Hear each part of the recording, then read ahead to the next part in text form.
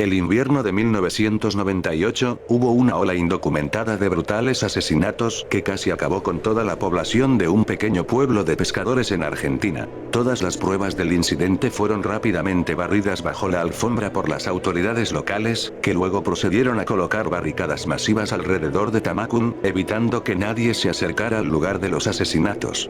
La cobertura mediática de las acciones sospechosas de la policía fue mínima, y la mayoría de los periódicos y canales de noticias locales lo etiquetaron como una evacuación a gran escala debido a un peligro de incendio ficticio. Sin embargo, la parte más extraña de todo el asunto fue que después de reunir al puñado de sobrevivientes de la aldea, los funcionarios del gobierno decidieron institucionalizarlos sin ceremonias en diferentes pabellones psiquiátricos de alta seguridad repartidos por todo el país.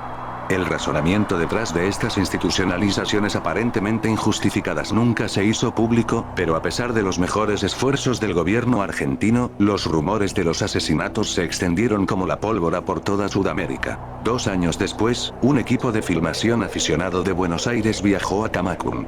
Su objetivo: para filmar un documental de metraje encontrado sobre el incidente. Queríamos filmarlo como el proyecto Blair Witch, reveló Gabriela del Carmo, directora de fotografía del proyecto. Blair Witch había salido el año anterior y todos seguían entusiasmados con él. Queríamos hacer algo similar, pero más aterrador. Más espeluznante. Con más sangre y entrevistas siniestras. Obviamente, no teníamos ni idea de en qué íbamos a meternos. Al llegar al remoto pueblo de pescadores, la tripulación no se sorprendió al encontrarlo completamente abandonado.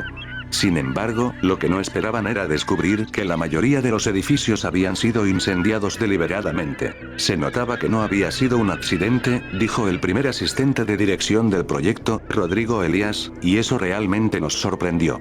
Descubrir que la policía había incendiado deliberadamente el lugar.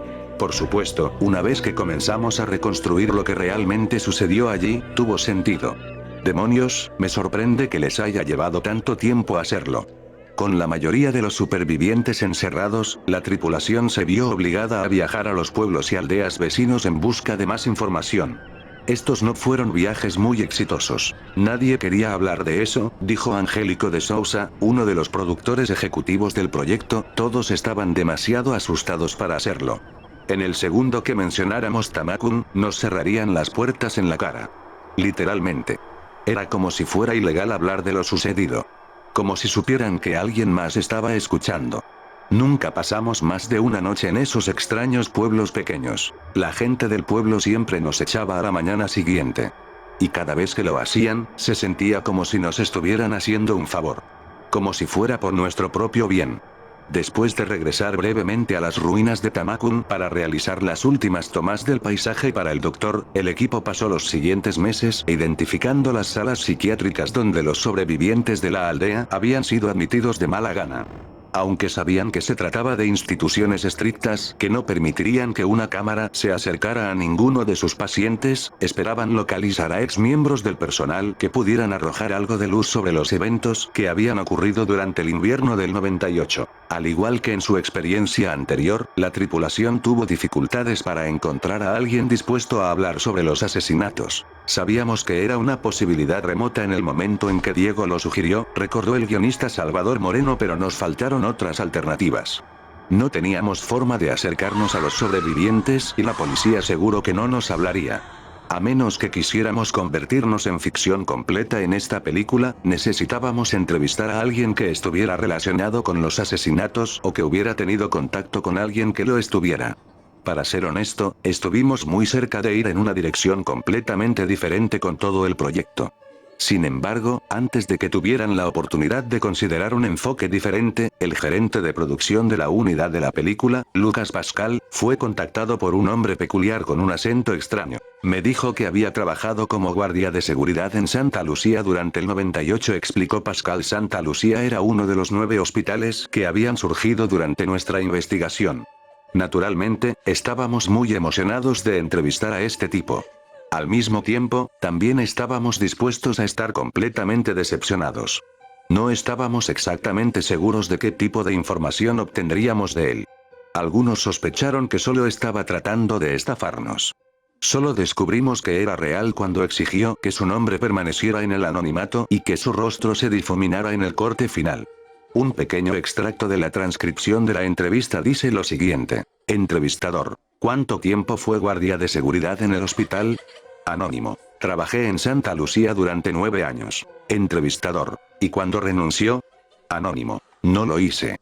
Fui despedido. Entrevistador. ¿Puedo preguntarle por qué lo dejaron ir? Anónimo. Me dijeron que hablo demasiado. Entrevistador. ¿Sobre qué?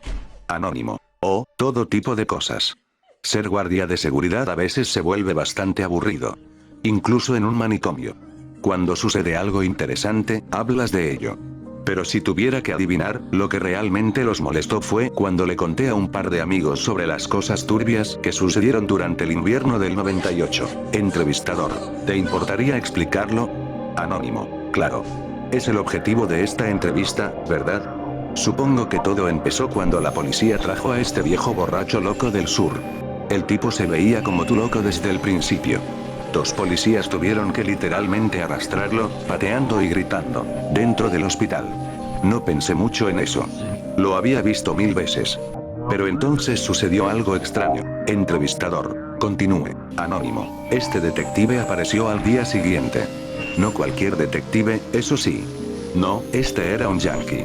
Nunca había visto a los de su clase antes, excepto tal vez en las películas.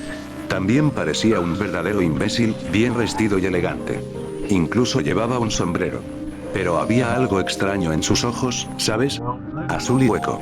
Creo que nunca antes había visto ojos así. Entrevistador. ¿Qué estaba haciendo allí? Anónimo. Quería hacerle algunas preguntas al viejo borracho. En privado. Incluso consiguieron una habitación solo para ellos. Sin embargo, después de 5 minutos, el viejo bastardo loco comenzó a gritar como nunca antes había escuchado a un hombre adulto gritar. Los médicos y las enfermeras se apresuraron a entrar y el yankee desapareció en medio de la conmoción.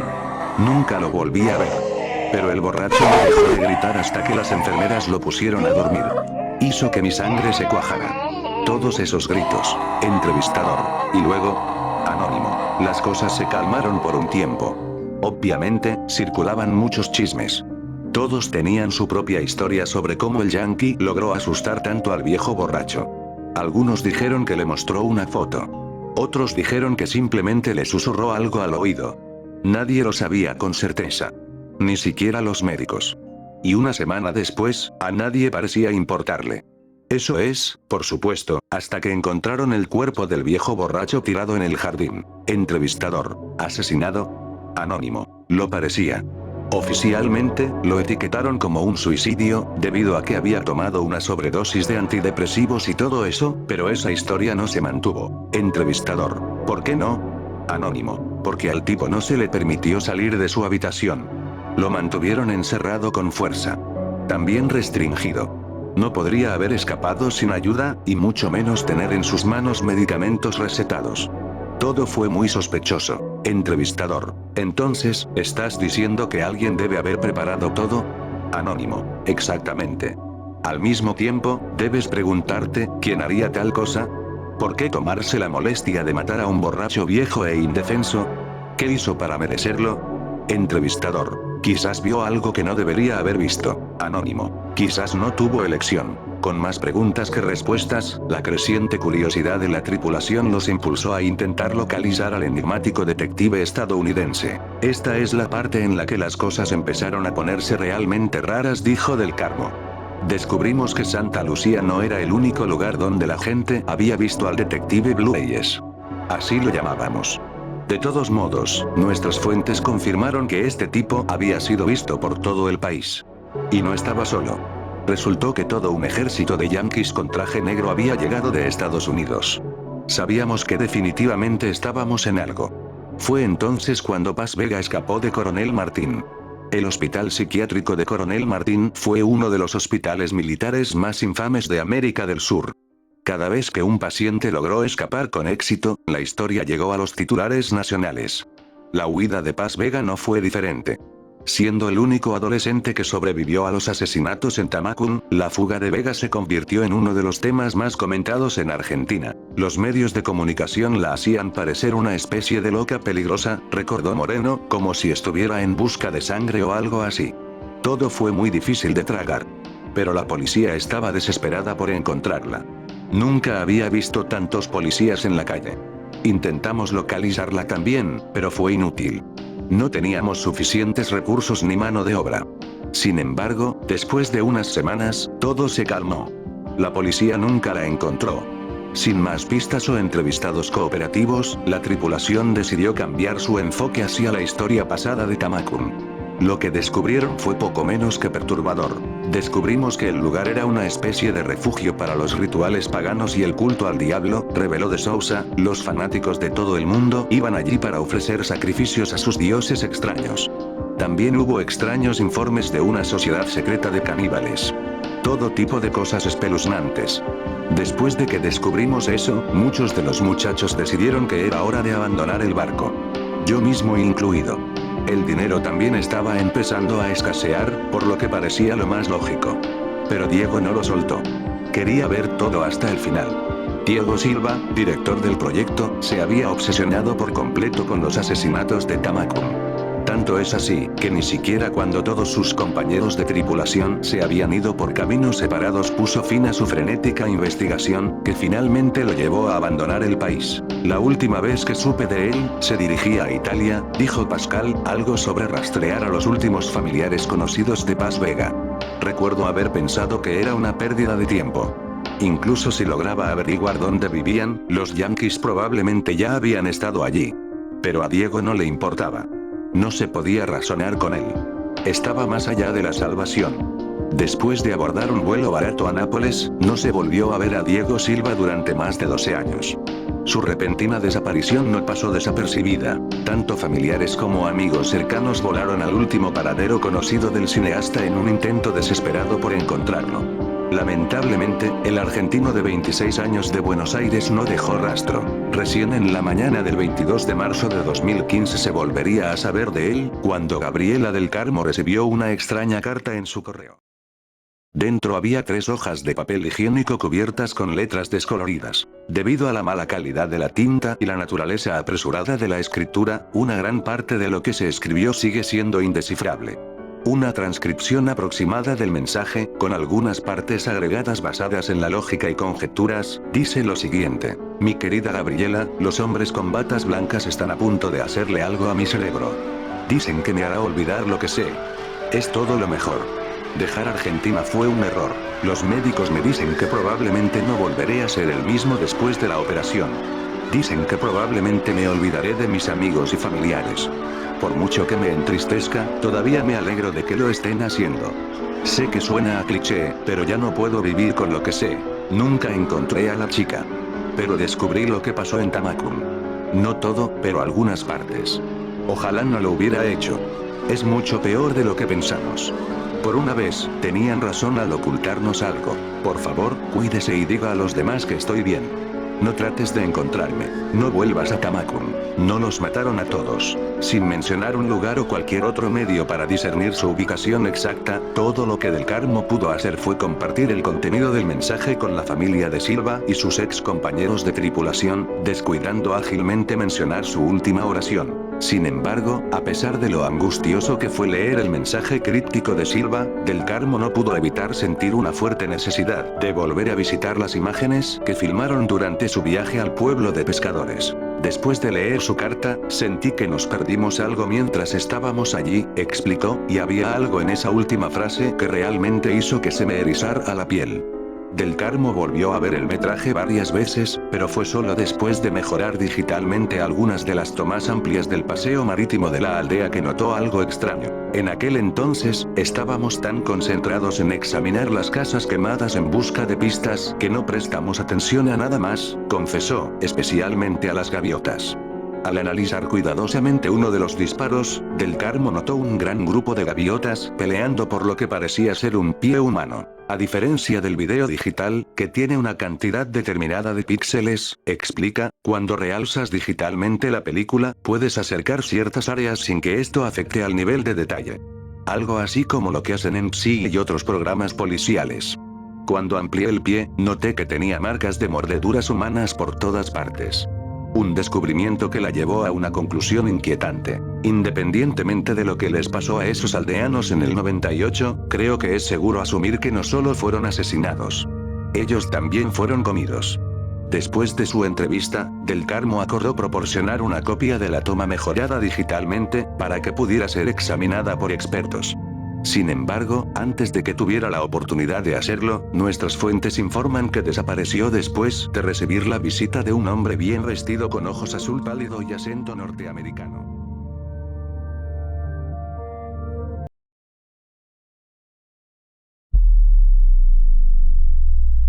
En la cima del pico más alto del mundo habitan los dioses de la tierra, y no soportan que ningún hombre se jacte de haberlos visto. En otro tiempo poblaron los picos inferiores. Pero los hombres de las llanuras se empeñaron siempre en escalar las laderas de roca y de nieve, empujando a los dioses hacia montañas cada vez más elevadas, hasta hoy, en que solo les queda la última. Al abandonar sus cumbres anteriores se llevaron sus propios signos, salvo una vez que, según se dice, dejaron una imagen esculpida en la cara del monte llamado Ngranek. Pero ahora se han retirado a la desconocida Kadat del desierto frío, en donde los hombres no entran jamás, y se han vuelto severos. Y si en otro tiempo soportaron que los hombres los desplazaran, ahora les han prohibido que se acerquen. Pero si lo hacen, les impiden marcharse. Conviene que los hombres no sepan dónde está Kadat. De lo contrario, tratarían de escalarla en su imprudencia. A veces, en la quietud de la noche, cuando los dioses de la tierra sienten añoranza, visitan los picos donde moraron una vez, y lloran en silencio al tratar de jugar en silencio en las recordadas laderas. Los hombres han sentido las lágrimas de los dioses sobre el nevado Turai, aunque creyeron que era lluvia, y han oído sus suspiros en los quejumbrosos vientos matinales del Helión. Los dioses suelen viajar en las naves de nubes, y los sabios campesinos tienen leyendas que les disuaden de acercarse a ciertos picos elevados por la noche cuando el cielo se nubla, porque los dioses no son tan indulgentes como antaño. En Ultar, más allá del río Sky, vivía una vez un anciano que deseaba contemplar a los dioses de la tierra. Este hombre conocía profundamente los 7 libros crípticos de la tierra y estaba familiarizado con los manuscritos gnacóticos de la distante y helada Lomar. Se llamaba Barsai el Sabio, y los lugareños cuentan cómo escaló una montaña la noche del extraño eclipse. Barsai sabía tantas cosas sobre los dioses que podía contar sus idas y venidas. Y adivinaba tantos secretos que se tenía a sí mismo por un semidios. Fue él quien aconsejó prudentemente a los diputados de Ultar cuando aprobaron la famosa ley que prohibía matar gatos, y quien dijo al joven sacerdote a tal a dónde se habían ido los gatos negros, en la medianoche de la víspera de San Juan. Barsai estaba profundamente versado en la ciencia de los dioses de la tierra, y le habían entrado deseos de ver sus rostros. Creía que su hondo y secreto conocimiento de los dioses lo protegería de la ira de estos, y decidió escalar la cima del elevado y rocoso Atekla una noche en que sabía que los dioses estarían allí. El Atekla está en el desierto pedregoso que se extiende más allá de Ateg, del cual recibe el nombre, y se alza como una estatua de roca en un templo silencioso. Las brumas juegan lúgubremente alrededor de su cima porque las brumas son los recuerdos de los dioses, y los dioses amaban el Atekla cuando habitaban en él, en otro tiempo. Frecuentemente visitan los dioses de la tierra el Atekla, en sus naves de nube, y derraman pálidos vapores sobre las laderas cuando danzan añorantes en la cima, bajo una luna clara. Los aldeanos de Atek dicen que no conviene escalar el Atekla en ningún momento, y que es fatal hacerlo de noche, cuando los pálidos vapores ocultan la cima y la luna. Sin embargo, no les escuchó Barsai cuando llegó de la vecina Ultar con el joven sacerdote Atal, su discípulo. Atal solo era hijo de posadero, y a veces tenía miedo. Pero el padre de Barsai había sido un noble que vivió en un antiguo castillo, por lo que no había supersticiones vulgares en sus venas, y se reía de los atemorizados aldeanos. Barsai y Atal salieron de Ateg hacia el pedregoso desierto, a pesar de los ruegos de los campesinos, y charlaron sobre los dioses de la tierra junto a su fogata, por las noches. Viajaron durante muchos días, hasta que divisaron a lo lejos al altísimo Atekla con su halo de lúgubre bruma. El 13º día llegaron al pie de la solitaria montaña, y Atal confesó sus temores. Pero Barsai era viejo, sabio, y no conocía el miedo, así que marchó delante osadamente por la ladera que ningún hombre había escalado desde los tiempos de Sansu, de quien hablan con temor los mohosos manuscritos gnacóticos. El camino era rocoso y peligroso a causa de los precipicios y acantilados y aludes. Después se volvió frío y nevado, y Barsai y Atal resbalaban a menudo, y se caían, mientras se abrían camino con bastones y hachas. Finalmente el aire se enrareció, el cielo cambió de color, y los escaladores encontraron que era difícil respirar. Pero siguieron subiendo más y más, maravillados ante lo extraño del paisaje, y emocionados pensando en lo que sucedería en la cima, cuando saliera la luna y se extendieran los pálidos vapores. Durante 3 días estuvieron subiendo más y más, hacia el techo del mundo. Luego acamparon, en espera de que se nublara la luna. Durante 4 noches esperaron en vano las nubes, mientras la luna derramaba su frío resplandor a través de las tenues y lúgubres brumas que envolvían el mudo pináculo. Y la 5ª noche, en que salió la luna llena, Barsai vio unos nubarrones densos a lo lejos, por el norte, y ni él ni Atal se acostaron, observando cómo se acercaban. Espesos y majestuosos, navegaban lenta y deliberadamente. Rodearon el pico muy por encima de los observadores, y ocultaron la luna y la cima.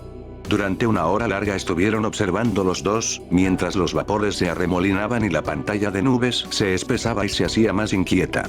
Barsai era versado en la ciencia de los dioses de la tierra, y escuchaba atento los ruidos. Pero Atal, que sentía el frío de los vapores y el miedo de la noche, estaba aterrado. Y aunque Barsai siguió subiendo más y más, y le hacía señas ansiosamente para que fuera también, Atal tardó mucho en decidirse a seguirlo. Tan densos eran los vapores que la marcha resultaba muy penosa. Y aunque Atal lo siguió al fin, apenas podía ver la figura gris de Barsai en la borrosa ladera, arriba, a la luz nublada de la luna.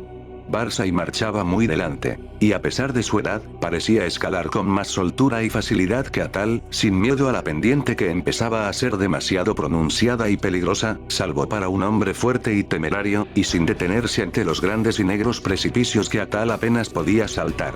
Y de este modo escalaron intensamente rocas y precipicios, resbalando y tropezando, sobrecogidos a veces ante el impresionante silencio de los fríos y desolados pináculos y mudas pendientes de granito. Súbitamente, Barsai desapareció de la vista de Atal, y salvó una tremenda cornisa que parecía sobresalir y cortar el camino a todo escalador que no estuviese inspirado por los dioses de la tierra. Atal estaba muy abajo, pensando qué haría cuando llegara a dicho punto, cuando observó curiosamente que la luna había aumentado, como si el despejado pico y lugar de reunión de los dioses estuviese muy cerca. Y mientras gateaba hacia la cornisa saliente y hacia el cielo iluminado, sintió los más grandes terrores de su vida. Y entonces, a través de las brumas de arriba, oyó la voz de Barsai que gritaba locamente, de gozo. He oído a los dioses. He oído a los dioses de la tierra cantar dichosos en el Atekla. Barsai el profeta conoce las voces de los dioses de la tierra. Las brumas son tenues y la luna brillante. Hoy veré a los dioses danzar frenéticos en el Atekla, que tanto amaron en su juventud. La sabiduría hacia Barsai más grande aún que los dioses de la tierra, y los encantos y barreras de todos ellos no pueden nada contra su voluntad. Barsai contemplará a los dioses de la tierra, aunque ellos detesten ser contemplados por los hombres. Atal no podía oír las voces que Barsai oía, pero ahora estaban cerca de la cornisa, y buscaba un paso. Y entonces oyó crecer la voz de Barsai de forma más sonora y estridente. La niebla es muy tenue, y la luna arroja sombras sobre las laderas. Las voces de los dioses de la tierra son violentas y airadas. Temen la llegada de Barsai el sabio, porque es más grande que ellos, la luz de la luna fluctúa, y los dioses de la tierra danzan frente a ella. Veré danzar sus formas, saltando y aullando a la luz de la luz se debilita. Los dioses tienen miedo. Mientras Barsai gritaba estas cosas, Atal notó un cambio espectral en todo el aire, como si las leyes de la tierra se dieran ante otras leyes superiores. Porque aunque el sendero era más pronunciado que nunca, el ascenso se había vuelto espantosamente fácil, y la cornisa apenas fue un obstáculo cuando llegó a ella y trepó peligrosamente por su cara convexa. El resplandor de la luna se había apagado extrañamente. Y mientras Atal se adelantaba en las brumas, monte arriba, oyó a Barsai el sabio gritar entre las sombras. La luna es oscura y los dioses danzan en la noche. Hay terror en la noche. Hay terror en el cielo, pues la luna ha sufrido un eclipse que ni los libros humanos ni los dioses de la tierra han sido capaces de predecir. Hay una magia desconocida en el Atekla, pues los gritos de los dioses asustados se han convertido en risas, y las laderas de hielo ascienden interminablemente hacia los cielos tenebrosos, en los que ahora me sumerjo. Al fin. En la débil luz, he percibido a los dioses de la tierra. Y entonces Atal, deslizándose monte arriba con vertiginosa rapidez por inconcebibles pendientes, oyó en la oscuridad una risa repugnante, mezclada con gritos que ningún hombre puede haber oído salvo en el fleguetonte de inenarrables pesadillas. Un grito en el que vibró el horror y la angustia de una vida tormentosa comprimida en un instante atroz. Los otros dioses. Los otros dioses. Los dioses de los infiernos exteriores que custodian a los débiles dioses de la tierra. Aparta la mirada. Retrocede. No mires. No mires. La venganza de los abismos infinitos, ese maldito, ese condenado precipicio, misericordiosos dioses de la tierra, estoy cayendo al cielo. Y mientras Atal cerraba los ojos, se taponaba los oídos, y trataba de descender luchando contra la espantosa fuerza que lo atraía hacia desconocidas alturas, siguió resonando en el Atekla el estallido terrible de los truenos que despertaron a los pacíficos aldeanos de las llanuras y a los honrados ciudadanos de Ater, de Nir y de Ultar, haciéndoles detenerse a observar, a través de las nubes, aquel extraño eclipse que ningún libro había predicho jamás. Y cuando al fin salió la luna, Atal estaba a salvo en las nieves inferiores de la montaña, fuera de la vista de los dioses de la tierra y de los otros dioses. Ahora se dice en los mohosos manuscritos gnacóticos que Sansu no descubrió otra cosa que rocas mudas y hielo, la vez que escaló el Atekla en la juventud del mundo. Sin embargo, cuando los hombres de Ultar y de Nir y de Atek reprimieron sus temores y escalaron ese día esa cumbre encantada en busca de Barsa y el sabio, encontraron grabado en la roca desnuda de la cima un símbolo extraño y ciclópeo de 50 codos de ancho, como si la roca hubiese sido hendida por un titánico cincel. Y el símbolo era semejante al que los sabios descubrieron en esas partes espantosas de los manuscritos gnacóticos tan antiguas que no se pueden leer. Eso encontraron. Jamás llegaron a encontrar a Barsa y el sabio, ni lograron convencer al santo sacerdote Atal para que rezase por el descanso de su alma. Y todavía hoy las gentes de Ultar y de Nir y de Atek tienen miedo de los eclipses, y rezan por la noche cuando los pálidos vapores ocultan la cumbre de la montaña y la luna. Y por encima de las brumas de Atekla los dioses de la tierra danzan a veces con nostalgia, porque saben que no corren peligro y les encanta venir a la desconocida Kadat en sus naves de nube a jugar como antaño, como hacían cuando la tierra era nueva y los hombres no escalaban las regiones inaccesibles.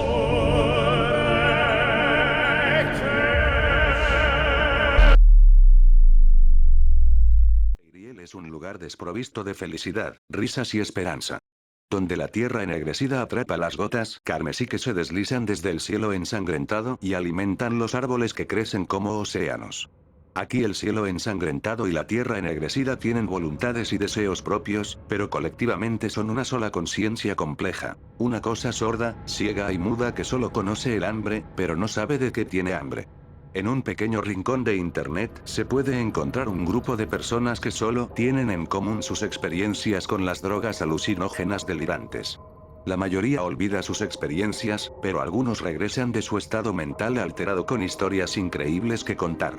Cedric Ligbury es uno de esos. Después de ingerir 1800 mg de clorhidrato de difenidramina, Benadryl, normalmente usado para controlar alergias, Cedric regresó con un relato increíblemente detallado de su aventura, que publicó en 420chan, el 4chan en el que principalmente se habla de drogas. El relato, aunque es algo largo, lo he adaptado para una lectura más sencilla. Consumí 1800 mg de DPH hace unos minutos. Antes de que preguntes, no estoy tratando de ser un héroe. Pero deseo acercarme lo más posible a la muerte. Las puertas están cerradas. El teléfono está apagado. Deséame suerte. Nunca he apreciado estar vivo más que ahora. Mierda. Todavía tengo algo de distorsiones visuales, me siento enfermo, pero sobre todo deprimido ahora. Antes de comenzar con el informe de viaje, debo advertirles a los demás que no consuman tanto DPH. No importa qué. Lo hice, lo he visto, no tienes que seguir mi estupidez. No quieres ir allí. Créeme. Entonces, unos 30 minutos después de tomar las pastillas, comencé a sentirme pesado. El sentimiento se hacía cada vez más fuerte. Hice todo lo posible para mantener mi mente en blanco, pero fallé y comencé a enloquecer después de ganar aproximadamente 400 libras y mis oídos zumbaban tan mal que no podía escuchar nada más, incluida mi propia voz cuando intenté hablar. Luego, por un breve momento, mi visión se volvió en blanco y negro, luego volvió a la normalidad. Después de esto, el timbre comenzó a desaparecer, y después de desaparecer, las imágenes empezaron a aparecer. Hardcore. Lo primero que recuerdo, el techo, las paredes y el suelo se estaban derritiendo y una fuerza enorme me derribaba. Sin embargo, moverse no fue demasiado difícil después de intentarlo un poco. Cada sombra de mi habitación estaba plagada de insectos. Aparte de un gran taco jugoso justo encima de mi cabeza, había un grupo de 100 pies en el suelo y algunos de ellos corrían alrededor de la mesa. No desaparecían cuando se tocaban. Cuanto más miraba, más de ellos aparecían, hasta que ya no estaba en mi habitación, todo a mi alrededor era una masa viva y en movimiento. No recuerdo qué más sucedió en esta etapa, ni cómo escapé de ella, pero después de que se fue, algunos objetos inanimados parecían estar respirando y tenía miedo de tocarlos. Teclas del teclado. Tenía la boca extremadamente seca, así que me levanté y fui a buscar un vaso de agua. No ayudó mucho, pero bebí mucho de todos modos. Después de terminar el tercer vaso, escuché música proveniente de la otra habitación, así que fui a verla. Lo primero que noté, había una criatura del tamaño de un humano parada en la esquina. Supuse que era una muñeca. Perdería sus partes, brazos, piernas, cabeza de vez en cuando, pero tan pronto como aparté la mirada y volví a mirar hacia atrás, estaba completa de nuevo. Tenía miedo de tocarla, porque estaba seguro de que me haría daño. La muñeca se quedó en ese rincón, desarmándose y armándose una y otra vez durante toda esta etapa del viaje. Lo segundo que noté, había un hombre vestido de negro, con la cabeza hundida en las sombras, sentado en el sofá, y varias otras personas criaturas deambulando y desvaneciéndose más tarde. Aunque no todos se fueron, algunas figuras de sombras se volvieron más humanas con el tiempo, y tuve algunas conversaciones con quienes pensé que eran mis amigos. Todo fue extremadamente realista. Podía tocarlos, oírlos y olerlos. Pero después de un rato, la mayoría se fue, pero el hombre del sofá se quedó donde estaba. Así que me acerqué a él y me senté también. Toda la interacción que tuvimos fue un apretón de manos y un poco de conversación. Le dije hola y me respondió hola, Sir Dick. Luego, le pregunté si iba a morir. Se quedó callado un rato. Luego, siguió otro destello, y oía que la gente llamaba a mi puerta, iba y los dejaba entrar. Entonces, uno de los invitados resultó ser mi padre, que está muerto. Repito, todo lo que vi y escuché fue tremendamente realista, y lo tomé como realidad. Me quedé paralizado por el horror por un momento, cuando me di cuenta de que quizás yo estaba muerto también. Ahora estaba tan claro. Tomé demasiado DPH. Le pregunté a mi padre si estaba muerto. Dijo que no, luego le pregunté cómo puedo estar aquí con él, y me respondió si puedes, no estás muerto. La mayoría de las veces nos sentamos juntos en silencio ignorando a los demás, ellos continuaban con sus propias conversaciones, cuando un joven de cabello oscuro se me acercó y me ofreció un cigarrillo. Lo tomé y fumé un poco. De repente, la habitación quedó en silencio. Miré a mi alrededor para ver qué pasaba, todos se habían ido. La ventana de mi habitación estaba ahora cubierta de polillas. Pensé que las personas en mi habitación eran esas polillas desde el principio. Después de otro destello, estaba acostado en mi piso, con la boca seca y un leve dolor de cabeza. Me las arreglé para ir y acostarme en la cama. Hay muchos apagones desde este punto. Básicamente, todo lo que puedo recordar son susurros que decían no vayas a Iriel, que se repiten de vez en cuando. Me di cuenta de que yo era el que decía eso. Mis pensamientos no dejaban de molestarme. Pensé que podía escuchar los gritos. Me sentí pesado y enfermo. Probablemente me quedé dormido en algún momento. Del relato, extremadamente detallado, llamó la atención los susurros que oyó Cedric. Muchos se preguntaban, ¿qué es Eiriel? ¿Es un lugar? El thread creado ganó mucho interés, y rápidamente Cedric se convirtió en un héroe en dicha web. Más tarde más historias similares se desarrollaron en dicha época, finales de los 2000. Y rápidamente comenzó una nueva leyenda urbana. Cuenta la leyenda que tomar grandes dosis de Benadryl te transportan a un horrible infierno conocido como Eiriel. Eiriel está habitado por sombras y criaturas extrañas. Muchos de los que entraron también dijeron que vieron a un ser con sombrero, el hombre de negro, en otras palabras. La gente informaba de alucinaciones de arañas realistas, fantasmas hostiles, todo tipo de cosas horribles. A veces pasaban todo el viaje tratando de atrapar a las arañas, sin darse cuenta de que no eran reales. Decían que solo a partir de 700 mg podías entrar a Eiriel. Para haceros una idea, una dosis terapéutica normal es de solo 25-50 mg, por lo que 700 era enorme en comparación, y muy peligroso. Cedric, sin quererlo, dio origen al concepto del reino de las pesadillas de Eiriel, dando pie a muchos imitadores a seguir sus pasos. Más tarde Cedric prometió a la comunidad de 420 Chan que después de su primer viaje de 1800 mg, haría un viaje de 2G y daría un informe de lo que sintió. 2G es una dosis grande y extremadamente peligrosa de DPH. Pasaron 6 días después de que se inició el hilo antes de que Cedric regresara para dar su informe de viaje. La mayoría pensaba que estaba muerto o atrapado en Eiriel, pero a pesar de sufrir un derrame cerebral, Cedric regresó de la hospitalización para contar otra increíble historia del mundo dentro de la delirante mente humana. Esto es lo que detalló. Cedric Ligbury Jue, 22 de julio de 2010, 4:09 minutos, 7 segundos. No soy digno, acabo de regresar del hospital. Fui al infierno y volví para poder decirte esto, 2 gramos, no. Hacer eso. Simplemente no lo hagas. A menos que quieras terminar en el hospital, mientras eres amenazado por tus demonios internos y sientes un dolor casi insoportable en tu pecho, pensando que podrías morir en cualquier segundo. Después de unos 20 minutos de consumir las píldoras, comencé a ver distorsiones leves y alucinaciones auditivas, principalmente tic-tac y rasguños, que parecían distantes. Estaba dentro del auto que iba a la casa en la que se suponía que iba a pasar mi viaje, y seguía diciéndole a Martín, mi amigo, que no interfiriera con el viaje de ninguna manera, a menos que fuera obvio que estaba en peligro de muerte. Me di cuenta de que mi capacidad de memoria se estaba acortando, y el tic-tac y los arañazos se hacían más fuertes, junto con un leve sonido agudo parecido a un golpe de cabeza. Justo antes de llegar a su casa, me di cuenta de que no podía moverme y mi visión comenzó a fallar. Seguía parpadeando y congelando, y a veces no veía nada en absoluto durante una fracción de segundo. Le dije esto a Martín y me convenció de que podía caminar, solo tenía que hacerlo con cuidado, así que lo seguí hasta la casa. Me sentía muy pesado, y cada vez que miraba al suelo, parecía que mis pies se hundían en él. Me quedé solo en la habitación, que se estaba derritiendo lentamente, y la mayoría de los muebles tenían contornos brillantes e inusuales. La visión volvió a brillar y me encontré completamente cubierto de telarañas. Podía sentir la sensación pegajosa en mi piel, lo que las hacía parecer tan reales como yo. Entonces, hubo un fuerte golpe en la ventana. Me di la vuelta para ver a alguien parado detrás, así que lo abrí. Escuché música proveniente del exterior. Era diferente de lo que escuché durante mi último viaje, pero extrañamente familiar y similar. Vámonos, Cedric, dijo la criatura, y salí por la ventana sin mucha consideración. Fue muy difícil caminar. La hierba y los árboles parecían granulados y parecía que se movían, gateaban, respiraban y vivían.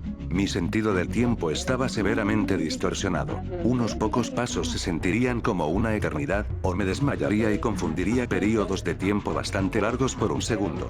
Íbamos hacia la música, la criatura caminaba unos pasos por delante de mí. Después de un tiempo, comencé a notar luces, probablemente antorchas, entre los árboles y cientos de polillas a su alrededor. El aire estaba lleno de polillas, que aterrizaban sobre mí y volaban. Hice lo mejor que pude para mantenerlos fuera de mi cara, fracasando miserablemente. Finalmente, llegamos a un claro. Había mucha gente ahí. Al frente, muy quietos, estaban mis familiares, todos vestidos de negro rodeados de sombras y gente que no conozco. Todos parecían congelados y tenían la misma expresión en blanco en sus rostros, con sus ojos fijos en mí. Intenté hablar, pero la voz se me atascó en la garganta. Estaba extremadamente dolorido y seco. Comencé a sentir una mezcla de culpa y miedo, no estaba seguro de si aún estaba vivo. De repente, hubo un crujido muy desagradable y un destello blanco. La criatura que me trajo aquí se había ido ahora, y todos estaban caminando y hablando, ignorándome por completo. Decidí sentarme. Después de un rato, noté un punto negro que se movía a través de la hierba hacia mí muy rápidamente con el rabillo del ojo. Entonces, sentía un golpe moviéndose debajo de mi camisa en el hombro derecho. Me asusté y lo golpeé, y una rata negra se cayó de mi manga. Parecía muerta, pero cada vez que apartaba mi atención de ella, desaparecía y corría barras se escondía debajo de mi camisa nuevamente. Estaba realmente asustado por alguna razón, y después de alrededor de 5 vueltas de esto, comencé a golpearla repetidamente después de que se me cayera de la manga, hasta que el cuerpo de la rata se convirtió en una especie de sustancia pegajosa de goma. Sus piernas todavía se movían. Después de esto, no me volvería a tocar, pero seguía viendo su cuerpo distorsionado con las piernas temblorosas de vez en cuando. Rápidamente me levanté y fui a un lugar diferente. Mi madre se acercó a mí. Ella estaba llorando. ¿Por qué hiciste esto, Cedric? Te lo advertimos. Le dije que no se preocupara y que iba a estar bien. Mierda, otras personas se congelaron de nuevo, y pude escuchar voces que decían te advertimos y qué has hecho a pesar de que sus labios no se movían. Cuanto más los miraba, más distorsionados se ponían, hasta que tenían ojos saltones y brazos que llegaban al suelo. Siguió otro destello. Estaba de regreso en el patio delantero de la casa y vi a Martín parado a mi lado. Supuse que me sacudió. Me preguntó si estaba bien y que había estado aquí durante años. Tenía arañas en el pelo. Traté de decir sí, pero no pude porque tenía la boca dolorosamente seca. Caminé hasta la casa. Todo el viaje hasta ahora se ha experimentado justo después de salir del automóvil. Hay muchos apagones en este momento. Recuerdo los 100 pies de mi último viaje, las arañas, por todas partes y dentro de mí. Alrededor de 10 de ellos salieron de mi boca. Me desperté, todavía tropezando con fuerza. Nunca recordé quedarme dormido. Fui a revisar la habitación de al lado. Martín me dijo que estuve fuera unas 5 horas. Más tarde me enteré que todavía estaba dormido, y la información era falsa. Conseguí un poco de agua y fui al baño, porque las ganas de orinar eran terribles. Moverme seguía siendo una tarea difícil y no podía concentrarme adecuadamente. Cuando volví a la sala, vi a alguien sentado en el sofá. Se puso de pie y reconocí la figura del hombre de negro de mi anterior viaje. Caminó hacia mí y dijo, estás entrando y saliendo. Comencé a sentirme extremadamente confuso y tuve otra avalancha. No estoy seguro de si dejé el sofá o me desmayé y me tumbé en él, pero estaba allí, al borde del sueño, y el hombre del sombrero me miraba directamente. Esto podría ser un sueño o un viaje en toda regla. No recuerdo haber cerrado los ojos y todavía podía sentir lo que me rodeaba. Estaba en una habitación extremadamente amplia. El suelo, el techo y las paredes eran negros. No había puertas y no podía ver dónde terminaba porque la oscuridad lo ocultaba. Había una mujer parada justo enfrente de mí. Me miró, sonrió y se quitó la cara como si fuera una máscara. La cara detrás de él se veía exactamente igual, pero ella estaba sangrando por sus ojos, boca y nariz, y sus ojos estaban completamente negros. Miré alrededor de la habitación, para ver caras que aparecían en las paredes y el techo, saludándome sin palabras, hasta que también comenzaron a caer como máscaras, revelando rostros magullados y cubiertos de sangre. Las máscaras se convertirían en cenizas que no se asentarían, sino que se moverían por el suelo y los pies. Eso es todo lo que puedo recordar de esta etapa del viaje.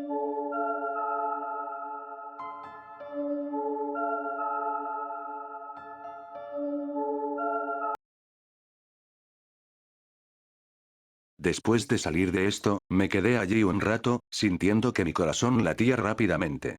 El hombre de negro se había ido. Mis alucinaciones ahora eran mayormente auditivas. Escuché muchos susurros incomprensibles y cantos tranquilos. Decidí irme a dormir de verdad. Estaba tan cansado, esta vez, caí en un sueño profundo, profundo. Después de un rato, me di cuenta de que estaba durmiendo. Mi visión era completamente negra, hasta que una habitación comenzó a aparecer. Era pequeña y gris, su puerta abierta, mostrando la nada. Caminé hacia la puerta y salí de la habitación. Varias sombras se acercaron a mí. La puerta se cerró y escuché "estás fuera" muy claramente. Entonces sentí un dolor ardiente en mi pecho. Martín dijo que comencé a gritar. Trató de despertarme y revisó mi pulso, luego se dio cuenta de lo que estaba pasando y llamó a una ambulancia. Tuve que tragar mucho charcoal. Tuve alucinaciones leves durante unos 3 días. Mierda. Se desconoce el paradero actual de Cedric, ya que tras contar su historia, desapareció sin dejar rastro. Aunque muchos reportes tenían cosas en común, arañas, la gente sombra, otros eran completamente diferentes, y una búsqueda en internet puede arrojar muchas experiencias de usuarios de todo el mundo. Obviamente cada persona lo siente diferente, y siempre está la duda de si algunos de los reportes son inventados o no. Así pues Eiriel no es exactamente un lugar, sino es el estado de estar en una dosis mortal de DPH, y empujar tu cuerpo al límite para ver cómo se siente. Algunas personas compararon esto con psicodélicos como el LSD. Pero no lo es. Benadryl es un delirante. Mientras que con una dosis de psicodélico, probablemente podrá distinguir entre las alucinaciones y la realidad, esa barrera se elimina con DPH. Y, a diferencia de algo como LSD, nunca se escuchó de nadie que regrese de Eiriel con algún tipo de información útil o sabiduría, solo miedo. Recientemente apareció en la red, incluidas redes sociales como TikTok, el desafío Benadryl, que animaba a tomar Benadryl y entrar a Eiriel para contar la experiencia. No hace falta decir que esto es peligroso para la salud, no.